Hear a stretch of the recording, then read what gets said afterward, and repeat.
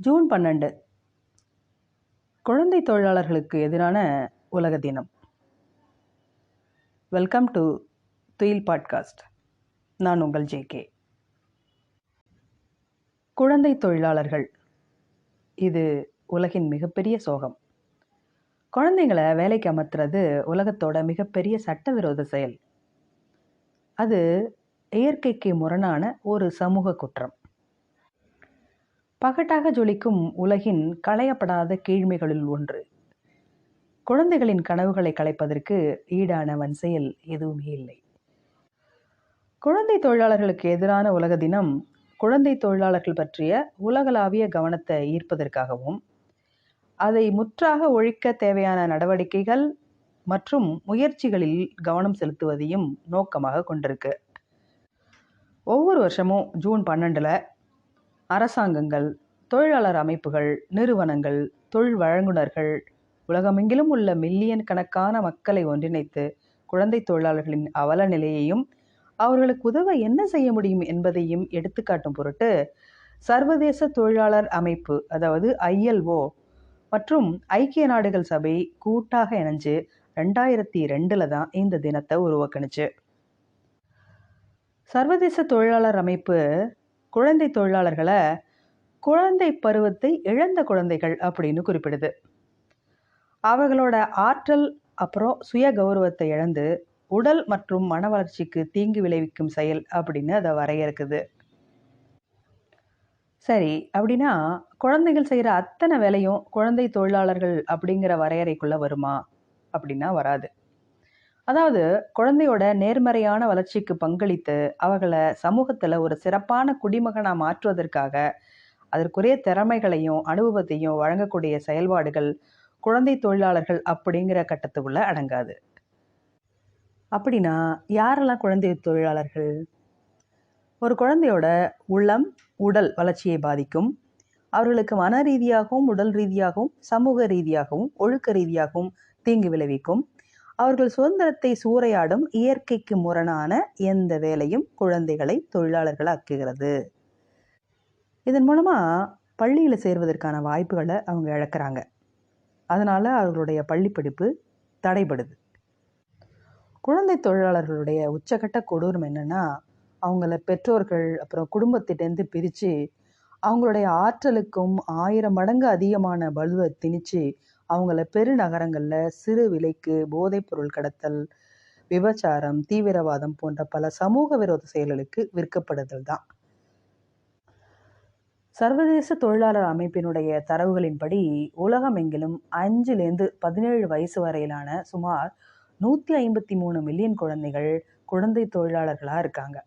இதில் 73 மில்லியன் பேர் அபாயகரமான தொழிலில் ஈடுபட்டிருக்காங்க. ஒவ்வொரு குழந்தையும் மகிழ்ச்சியான பாதுகாப்பான குழந்தை பருவத்துக்கும் பள்ளிக்கு செல்லும் வாய்ப்புக்கும் தகுதியானவங்க. ஆனால் குழந்தை தொழிலில் ஈடுபடும் ஒவ்வொரு குழந்தைகளுக்கும் இந்த அடிப்படை உரிமை மறுக்கப்படுது.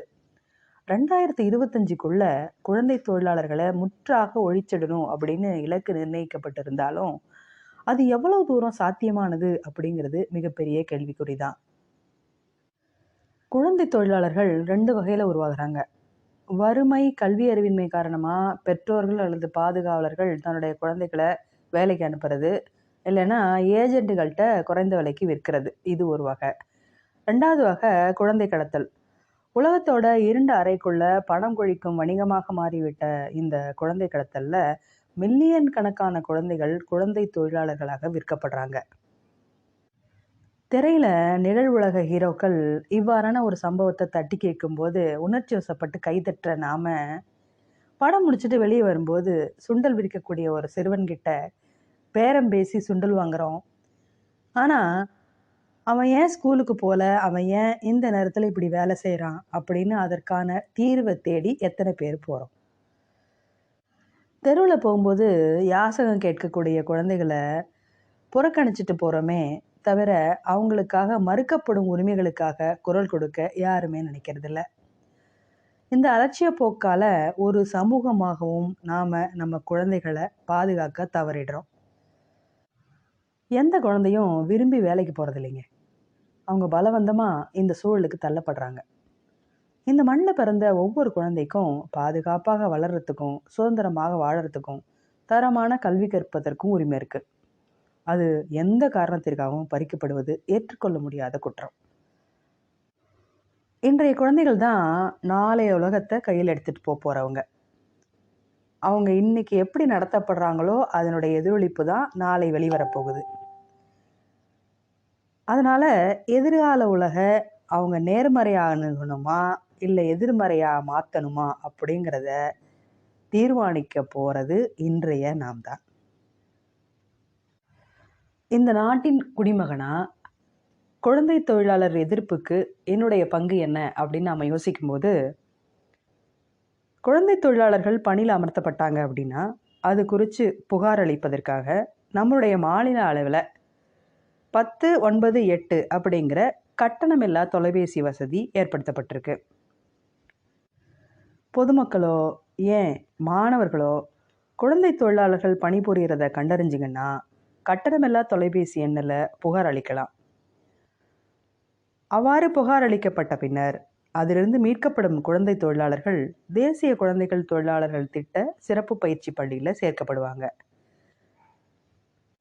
அங்கே அவங்களுக்கு சீருடைகள் அப்புறம் கல்வி உதவித்தொகை வழங்கி அவங்களுடைய கல்வியில் அவங்க மேம்பட உதவி செய்வாங்க.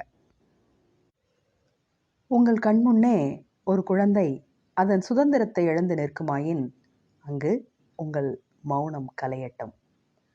மீண்டும் சந்திப்போம். நன்றி.